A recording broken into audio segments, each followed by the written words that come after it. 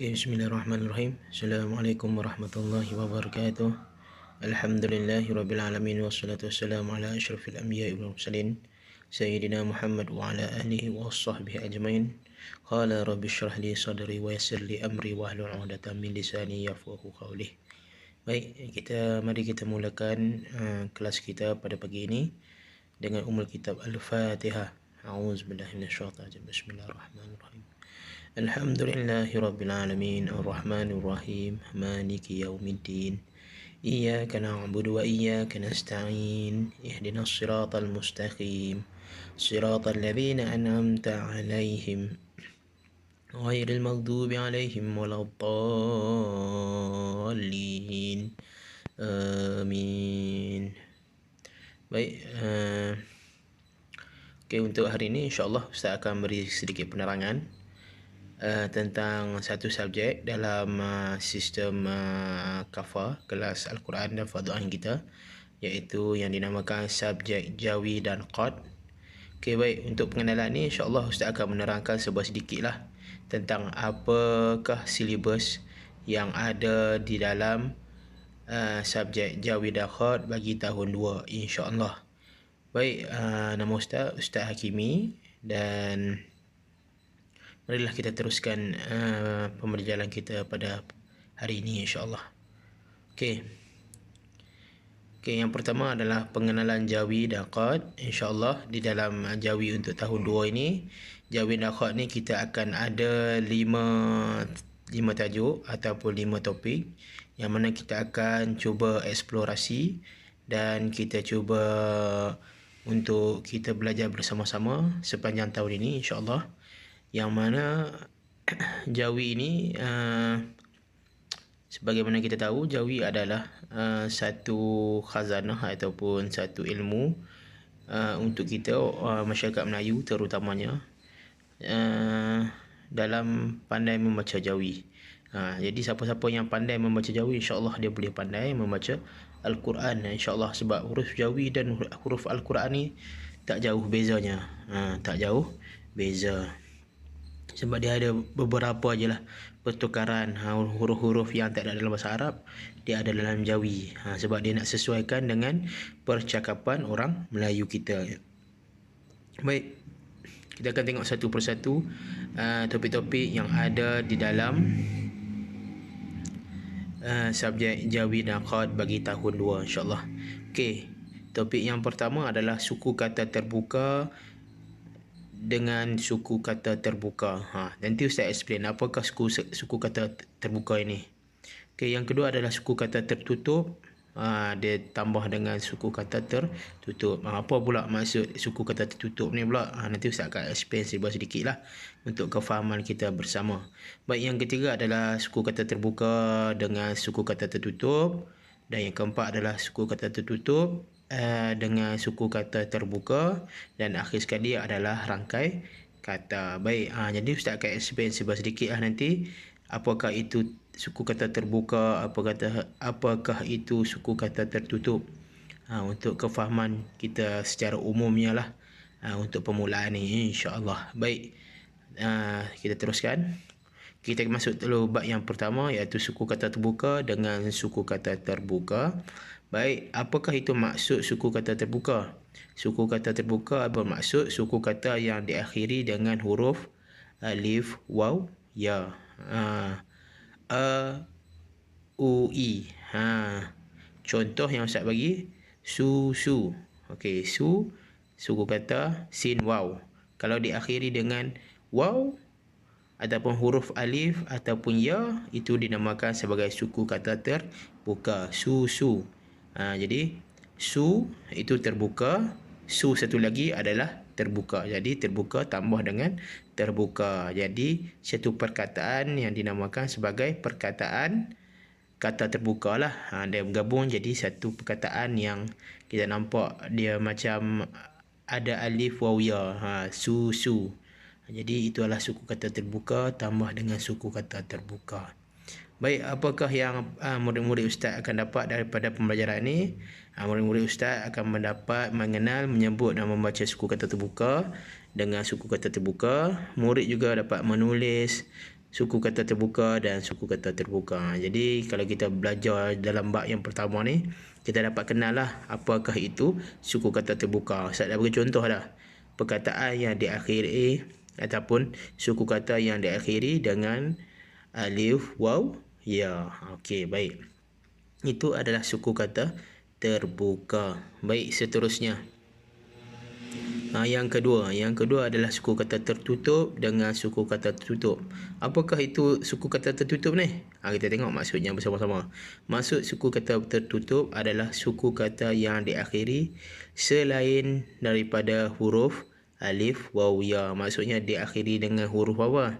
Ba, ta, sa, jim, ha, kha, dal, za, ra, zai, sin, shin, sad, dad, ta, za, ain, ghin, fa, qaf, kaf, lam, mim, nun, waw kan ya, lam, alif, hamzah, ya bukan ya. Jadi huruf-huruf yang lain itulah ba, ta, sa, jim, ha, qa, dan ha. Jadi suku kata yang diakhiri selain dengan huruf alif, waw, ya adalah dinamakan sebagai suku kata tertutup. Contoh Ustaz bagi. Okey, Ustaz bagi tu alif ra bunyinya ar. Tambah dengan nun dan ba. Nun dengan ba bunyi nab. Jadi apa jadi? Arnab. Alif ra nun ba jadi arnab. Okey. Itu adalah suku kata tertutup dengan suku kata yang tertutup. Jadi arnab adalah perkataan yang tergabung daripada suku kata tertutup dengan suku kata tertutup. Jadi kamu kena ingat suku kata tertutup adalah suku kata yang diakhiri dengan huruf selain tu Ustaz dah bold tu, selain huruf alif, waw, ya. Jadi untuk bab ini objektif pembelajaran, murid-murid insya-Allah akan mendapat mengenal, menyebut dan membaca suku kata tertutup dengan suku kata tertutup. Dan yang kedua adalah murid-murid dapat menulis suku kata tertutup dengan suku kata tertutup. Okey, baik. Seterusnya insya-Allah. Seterusnya, bab yang ketiga ataupun topik yang ketiga, kita akan belajar tentang suku kata terbuka dengan suku kata tertutup. Dia gabung. Bab 1 dan bab 2 dia bergabung dalam bab yang ketiga. Maafkan Ustaz.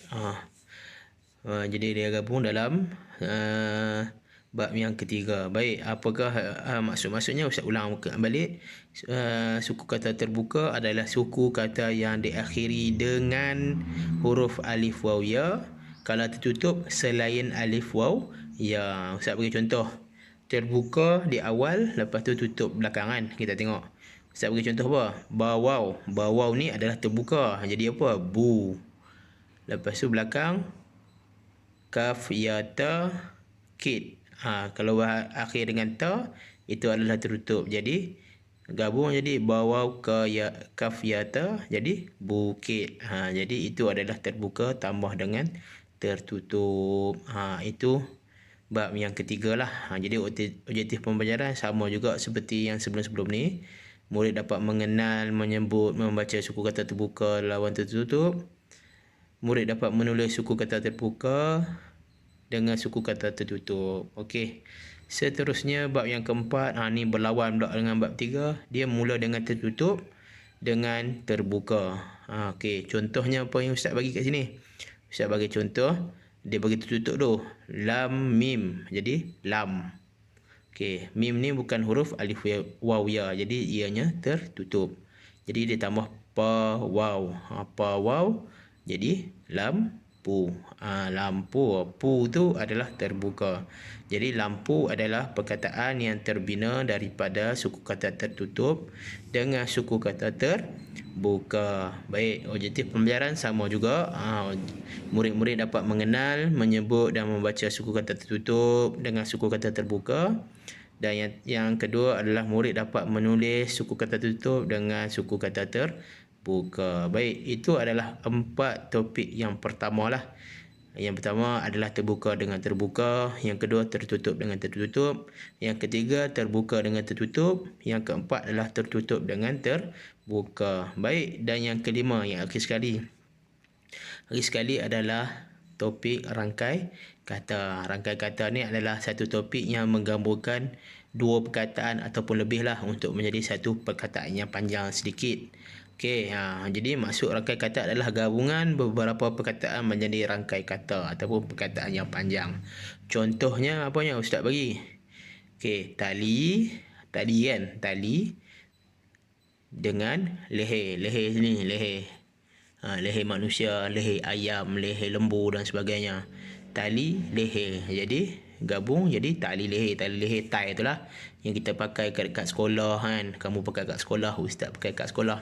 Jadi tali, tali dan leher. Leher sini. Jadi apabila digabungkan menjadi tali leher. Itu adalah perkataan-perkataan, contoh perkataan yang kita akan belajar gabungan antara dua perkataan yang berlainan menjadi satu benda yang baru. Tali leher, jam tangan. Jam dekat dinding, tangan manusia. Bila digabungkan jam tangan, jadi satu benda yang baru. Okey. Jadi objektif pembelajaran dalam bab ini, murid dapat mengenal menyebut rangkai kata dengan betul, membaca ayat-ayat pendek dan juga dapat menulis kata dan ayat-ayat pendek mengikut kaedah khot nasakh. Khot nasakh ni adalah satu khot lah. Khot yang mudah untuk kita pelajari, yang comel-comel untuk kita pelajari. Baik, sebelum Ustaz akhiri pelajaran kita pada hari ini, Ustaz akan ulang balik apakah tajuk-tajuk yang kita bakal belajar dalam Jawi dan Qad bagi tahun 2 insya-Allah. Okey, yang pertama adalah suku kata terbuka dengan suku kata terbuka. Bab yang kedua adalah suku kata tertutup dengan suku kata tertutup. Yang ketiga adalah terbuka dengan tertutup, yang keempat tertutup dan terbuka, dan yang kelima adalah rangkai kata. Okey. Ustaz harap anak-anak murid Ustaz dapatlah input sedikit sebanyak tentang pengenalan bagi pelajaran Jawi dan Qad untuk tahun 2 ini. InsyaAllah nanti Ustaz akan terangkan lebih lanjut di dalam kelas kita insyaAllah, dan semoga anak-anak murid Ustaz dapat menimba ilmu dengan lebih baik di masa akan datang insyaAllah. Okay, sampai jumpa lagi dalam video-video yang akan datang. Assalamualaikum.